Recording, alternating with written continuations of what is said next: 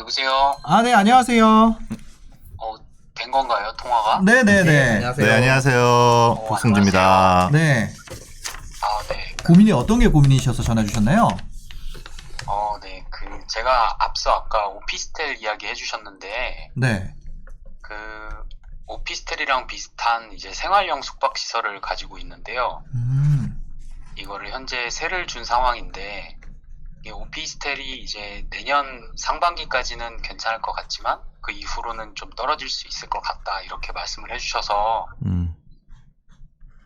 이거를 지금 이제 매도 전략을 취하려면 2년 보유 전에 이제 팔면 세금으로 다 뺏기는 상황이라 팔기가 애매하거든요. 네. 네, 그래서 얘랑 이제 또 다른 이제 상품 중에 민간 임대라고 요새 이제 분양 전환형 주택을 또 비주택 상품을 갖고 있는데, 네. 이 두 개가 이제 생숙은 이제 경기도 별내, 그리고 민간 임대는 용인 수지 구청역 근처에 이제 분양을 받았거든요. 네네. 근데 둘 다 제가 출퇴근하는 곳이랑은 좀 거리가 있어서 저는 이제 동작구 쪽에 이제 출퇴근을 하고 있거든요. 네. 그래서 얘네 두 개를 정리를 하고 좀 세금을 많이 뺏기더라도 지금이라도 좀 눌려 있을 때 뭐 동작구 흑석동에 있는 아파트를 들어가는 게 맞는지 좀 고민이 돼서 전화를 드렸습니다. 지금 비주택만 두 개 가지고 계신 거죠? 네, 맞습니다. 저 무주택입니다. 네, 무주택이신 거고요. 취득세에 대한 그 흑석동에 대해서 매수를 지금 고민하시고 있는 거 보니까 지금 취득세도 저렴하고 명의가 비어 있는 상황입니다. 어떻게 보시는지 좀 얘기해 주시면 좋을 것 같아요. 먼저 지금 두 개 가지고 계시고 있는 물건 둘 다 내년에 일정 부분 상승세는 저는 이어질 수 있을 가능성이 있다고 보여져요. 여보세요?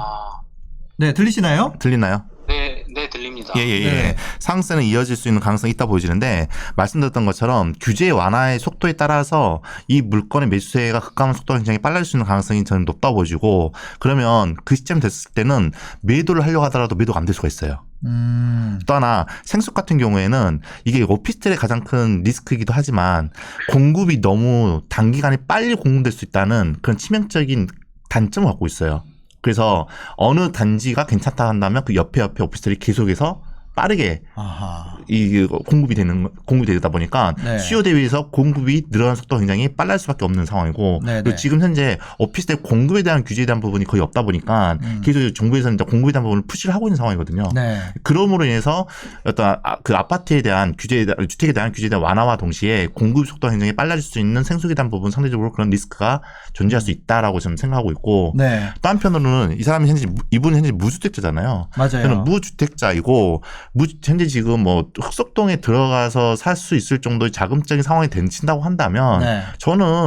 저라고 한다면 굳이 이거를 뭐 그때까지 기다려가지고 뭐 세금에 대한 부분을 생각하고 일으키지 않고 정리할 건 정리하고 그리고 나서 내 집 마련을 생각을 해서 흑석동에 들어가는 것이 더 나은 선택이 되지 않을까. 네. 저는 그렇게 판단하고 있습니다.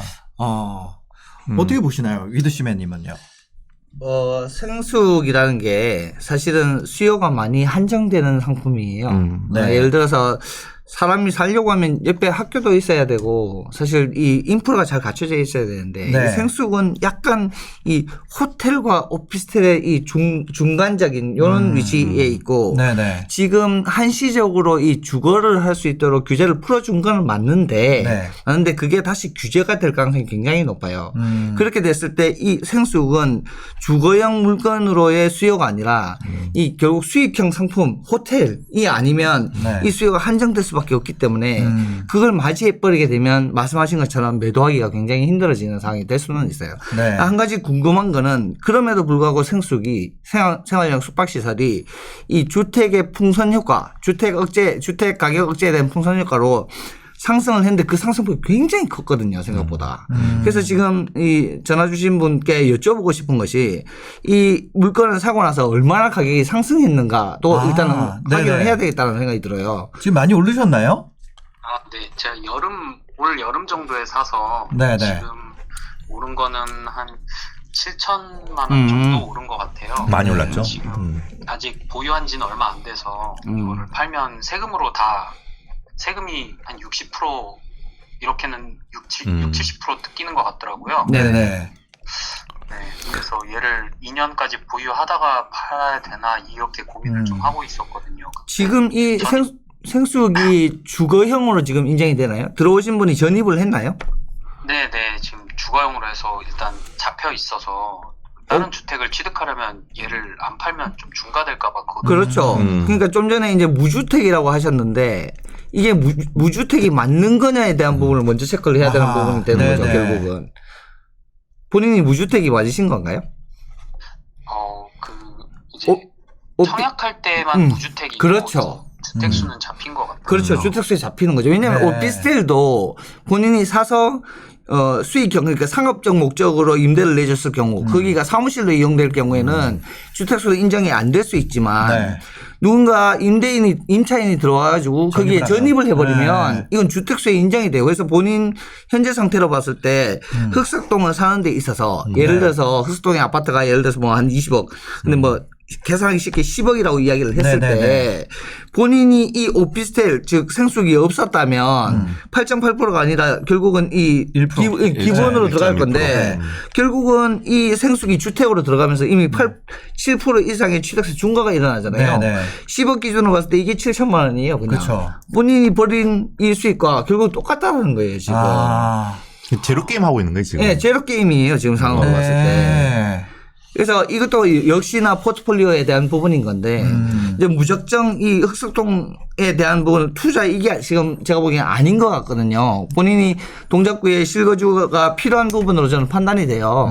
네, 맞습니다. 네, 그래서 본인 또 대출 상환 능력이라든지 이런 게 어느 정도는 되시다 보니까 또 생각을 하고 계신 부분이잖아요.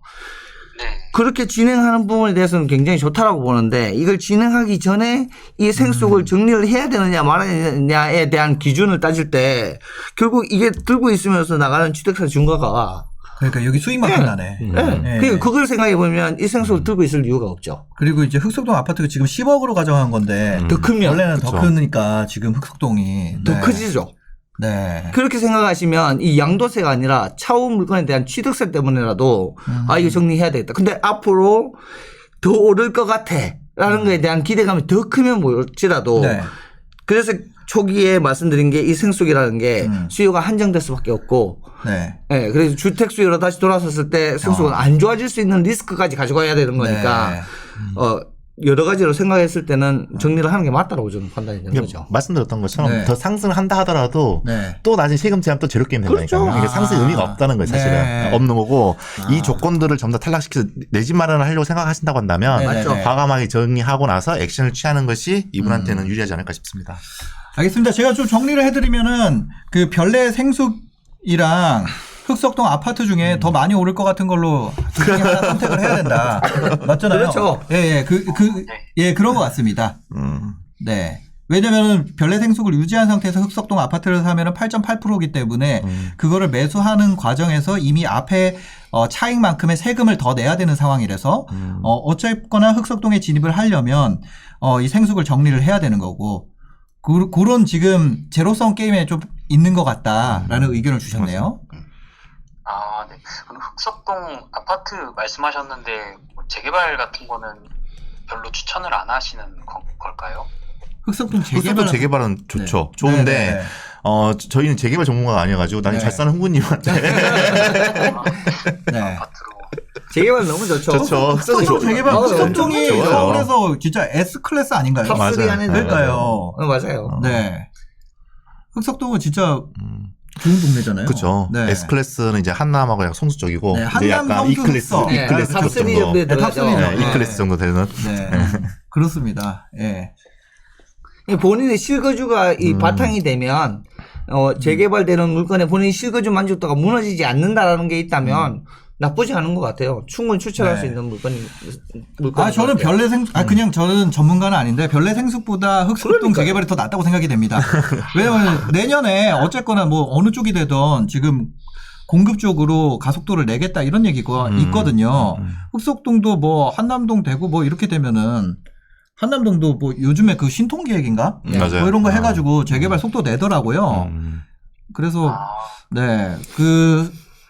재개발 들어가실 수 있는 그 금액이 되시면 그렇죠. 능력이 되시면. 예, 그거를 선택하는 게 낫지 않을까라는 생각도 듭니다. 흑석동 새 아파트 되면 다른 레벨로 가지 않을까요? 그러니까요. 지금 대출에 네네. 영향 없이 막 올라가는 네. 예, 강남 3구에 있는 아파트처럼 이 실수요를 따라가는 이 진짜 말 그대로 S클래스가 되지 않을까? 네. 개인적으로 그렇게 생각이 드는데요. 알겠습니다. 뭐 상담 이 정도에서 마무리해도 될까요? 네, 됐습니다. 제가 한 가지만 좀 정리해서 잠깐 말씀드리면 네네. 지금 현재 사연자분 같은 경우에도 이게 처음에 포트폴리오가 잘못된 거예요. 그러니까 본인이 서울 지역의 실거주를 생각했다 한다면 처음부터 생숙을 접근하지 않았어야 돼요. 이게 접근함으로 인해서 이게 가격이 올라가니까 그리고 민간임대까지 생각하신 거고 하고 나니까 그래도 서울에 내 집 마련하는 게 필요하지 않겠냐 해서 순서가 뒤바뀐 거죠. 그래서 네네. 내가 처음부터 실거주를 할지 아니면 투자를 해서 자산가치 키울지에 대한 부분을 결정을 해야 되는 부분인데 앞뒤에 순서가 바뀌다 보니까 현재 지금 포트폴리오 꼬여버리는 네네. 네, 그래서 다시 자리를 잡아서 하는 것이 맞지 않을까 싶어서 네네네. 정리를 하고 서로 한번 노려봐라 네. 이렇게 말씀드릴 수 있을 것 같습니다. 알겠습니다. 전화 주셔서 감사합니다. 아, 네, 감사합니다. 네.